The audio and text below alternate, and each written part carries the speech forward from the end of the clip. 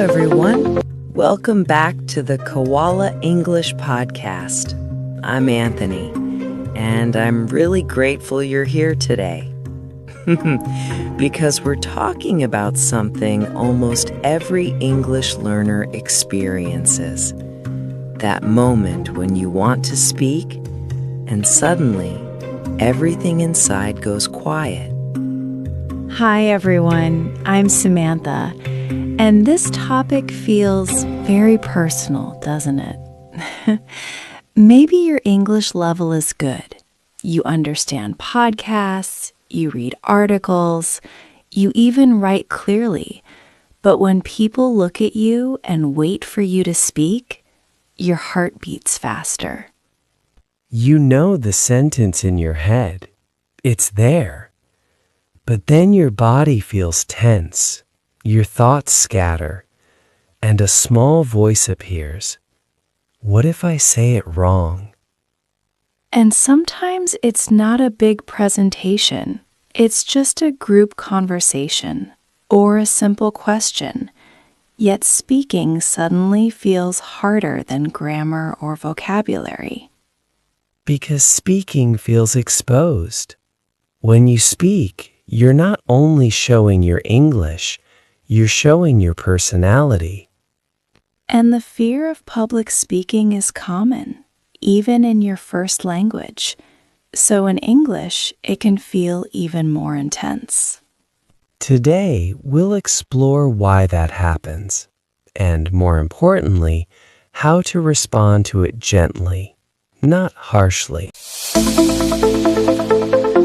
The fear of speaking in front of others is not a weakness, it's protection. Protection? Yes.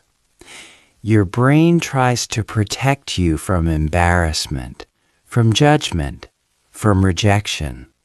That explains why silence can feel safer than speaking. Silence feels controlled. Speaking feels uncertain. So what can we do? Wait until we feel confident? Confidence rarely arrives first. It usually follows experience. So we move first? Gently, in two possible ways. First, stretch your comfort zone in small doses. One sentence in a meeting. One short opinion in a group. One question. Not a dramatic speech, just participation. Yes, each safe experience rewrites your brain's expectation. Second, reduce pressure at the beginning. Such as? Talk to yourself at home. Send voice messages instead of texting. Make short phone calls. Or walk side by side with someone while talking, without direct eye contact. That lowers the emotional intensity. And when the body relaxes, the voice becomes steadier. Can I tell you about something that happened to me a few years ago? Of course. Was it about speaking in public?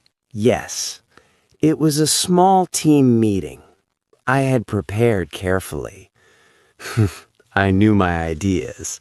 On paper, I was ready. So what went wrong?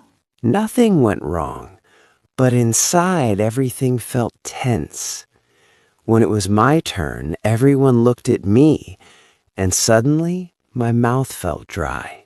Did your mind go blank? Not completely. I started speaking, but halfway through a sentence, I realized I used the wrong tense. Oh, that moment. Yes, that moment. I froze internally. Have you ever felt that tiny panic? Yes, like time slows down. Absolutely.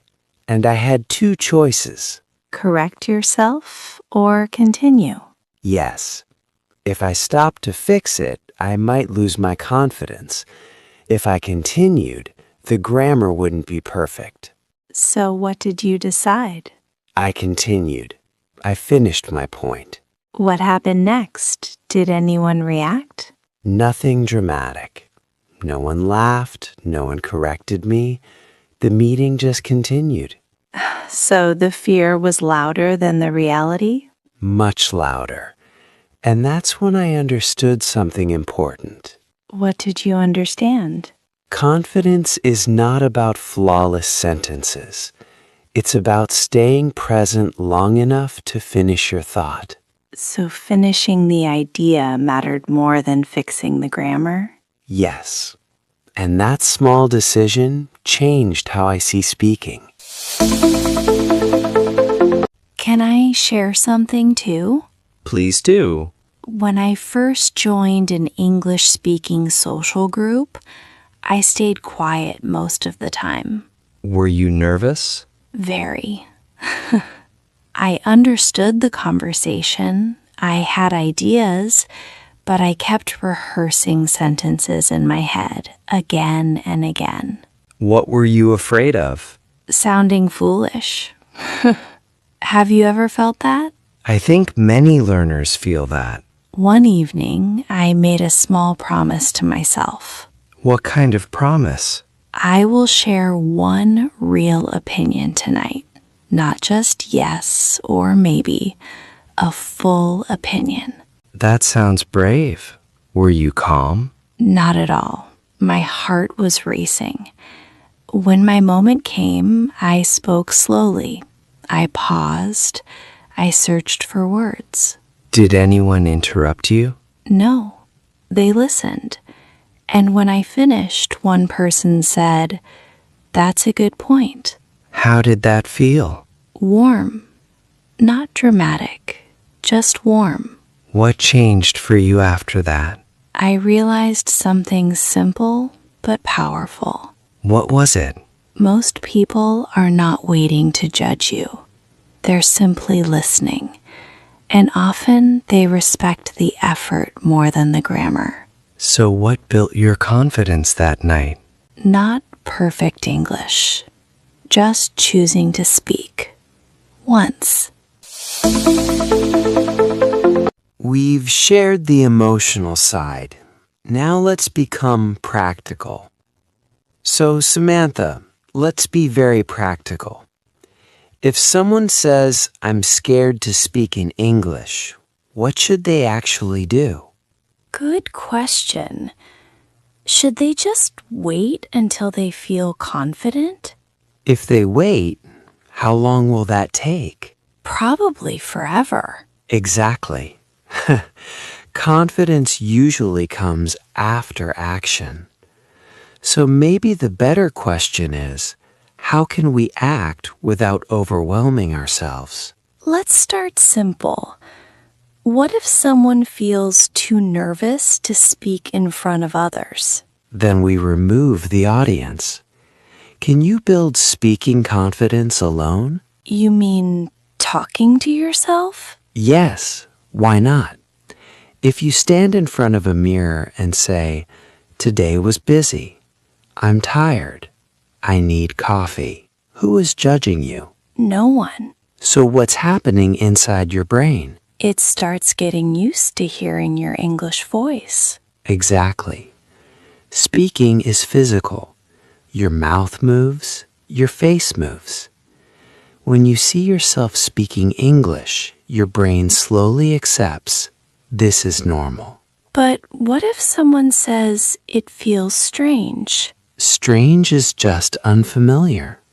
And what makes something familiar? Repetition. Okay, but what if someone says talking to myself is fine, but real people scare me? Then we reduce the pressure.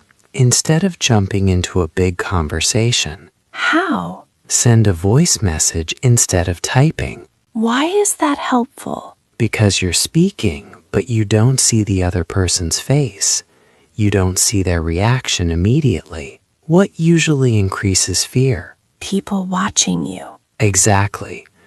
When you remove eye contact, your nervous system calms down. So voice messages are like a bridge? Yes, a safe bridge between silence and real conversation. What about phone calls? Same principle. You practice speaking without visual pressure. Your focus moves from how do I look to what do I want to say. I really like the walking idea. Why does that work so well? Let me ask you, when you sit face to face, how does it feel? Like a mini interview. Exactly. But when you walk side by side, It feels more relaxed, natural. because your body is moving, you're not locked into eye contact. There's less social intensity. So if someone feels nervous in a cafe, they could suggest a walk instead. Yes, small environmental changes reduce emotional pressure. But at some point, we still need to speak in groups, right? Yes, avoiding forever won't build confidence. So let me ask you, if someone feels nervous in a meeting, what is a realistic goal?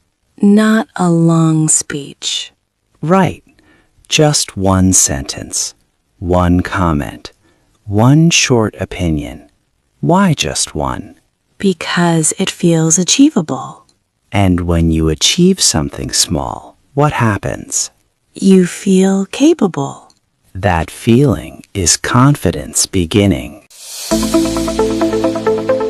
So, are we trying to remove fear completely?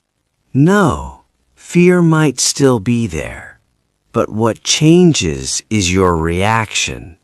Instead of, I'm scared so I won't speak, it becomes, I'm scared, but I'll say one sentence. So, confidence isn't the absence of fear. It's speaking while fear is present. That feels honest. So what builds confidence? Big dramatic moments? No. Repeated safe exposure. Speak. Survive. Repeat. And over time? Your brain learns a new story. Speaking English is not dangerous. If someone listening right now feels nervous, what is the smallest step they can take tomorrow? 5 minutes of mirror practice? One voice message? One short phone call? Which one feels realistic? Start there. Confidence doesn't grow from pressure. It grows from consistency. Let's pause for a moment. When you feel nervous speaking English, what are you truly protecting? Is it your image? The way people see you? Is it your intelligence? The fear that someone might think you're less capable? Or is it something even deeper? Your sense of dignity? Sometimes when we hesitate, it's not about vocabulary. It's about vulnerability. Have you ever prepared a strong idea in your mind, but then softened it because it felt risky to say it fully? Maybe you chose simpler words, or you ended your sentence earlier than you wanted. And afterward, did you feel a small regret? Not because your English was bad, but because you didn't fully express yourself. That feeling tells us something important. You don't just want to speak English. You want to be heard clearly. So maybe confidence is not about removing fear completely. Maybe it's about staying with your message, even when your heart beats faster. Let me ask you, have you ever spoken despite feeling nervous and later realized that went better than I imagined? That quiet realization, that gentle pride, that's growth happening. And growth often feels subtle, not dramatic, just slightly stronger than yesterday. When you see someone speaking confidently, what do you assume about them? Do you imagine they were always comfortable? Or that they never felt embarrassed? The truth is simpler. They practiced being uncomfortable. They didn't wait for certainty. They showed up repeatedly. Confidence is rarely a personality trait. It's usually accumulated experience. Experience of speaking, experience of making small mistakes, experience of realizing the world did not collapse. And over time, the brain gathers evidence. I can handle this. Not perfectly. But steadily. And that steadiness becomes confidence. Now let's bring this back to you. In which situations does your voice feel smallest? Is it when authority figures are present? When many people are listening? When you don't have time to prepare? What thought appears first in those moments? I might sound foolish. I'm not ready. I'll say it wrong. Now imagine something different. What if this week you choose just one situation to respond differently? Not perfectly, just differently. Maybe you add one extra sentence instead of stopping early. Maybe you hold eye contact 1 second longer. Maybe you finish your idea without correcting every small detail. If you did that once a day, how would you feel in a month? Take a moment. Picture that version of yourself. And if you feel comfortable, share in the comments. Where does fear limit your voice the most? And what small shift will you try this week? Your reflection might give courage to someone who is still silent. Today was not about becoming fearless overnight. It was about becoming slightly braver than yesterday. Brave enough to remain in the moment. Brave enough to complete your thought. Confidence does not grow loudly. It grows through accumulated evidence. Evidence that you can speak and survive. Evidence that your ideas deserve space. If this episode helped you reflect more deeply, please like it. Share it with someone who struggles silently with speaking fear. Subscribe to the Koala English Podcast and turn on notifications so we can continue growing together. We see your effort. We respect your courage. And we're honored to walk this journey with you. We'll see you in the next episode.